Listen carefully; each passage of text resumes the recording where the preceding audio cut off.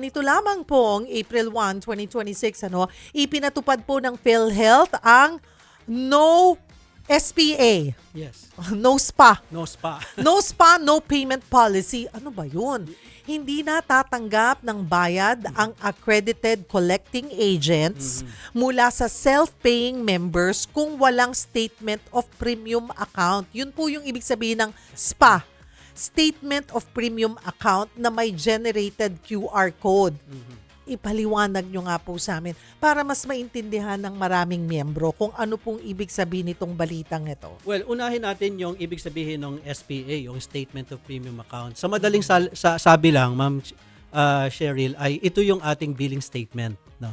So, di ba, pag nagbabayad tayo, nandun sa billing statement yung ating gabay, no? O guide kung magkano yung ating babayaran.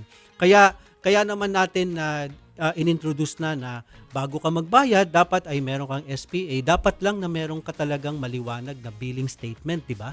Para alam mo magkano talagang dapat babayaran mo at anong mga period, no, yung applicable dun sa contribution na babayaran mo.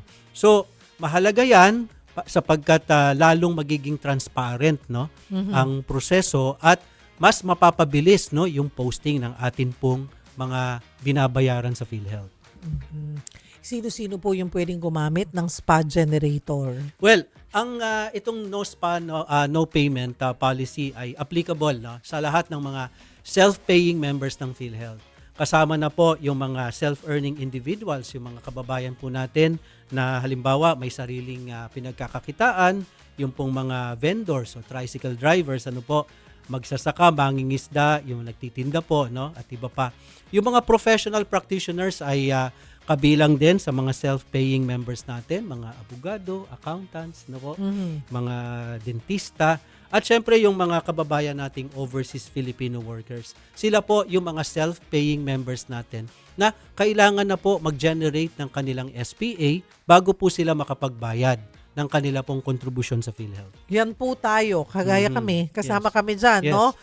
Mga talents also. Mga self-paying. Yes. Self-paying member kasi tayo at voluntary member. So, yun yung mga pwedeng gumamit ng SPA generator. Pero, tanong, ito tayo. Paano? Paano gagamitin ang SPA generator? Okay. Para mapabilis natin yung proseso, Ma'am Cheryl, ay gumawa na po kami ng SPA generator, no? Okay. So itong SPA generator ay maaari po ninyong ma-access sa pamamagitan ng pag-scan ng QR code. At itong QR code na ito ay amin ang ipinaskill.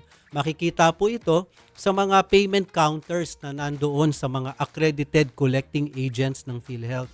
Gayun din ay nandito rin yung QR code na ito. Matatagpuan din ito sa mga tanggapan po ng PhilHealth, sa mga regional and local health insurance offices, no? So again, scan po natin ito using our Android or smartphones. At kapag na-scan na po natin, ay ilagay po natin yung mga tamang datos na hinihingi. At kapag tama po lahat ng impormasyon na naipasok po natin, automatic magge-generate na po ito ng ating SPA, yung billing statement natin. Maaari po ninyong isave yung pong na-generate na SPA at ipakita po ito doon sa teller ng accredited collecting agent natin kung magbabayad na po kayo ng inyo pong kontribusyon sa PhilHealth.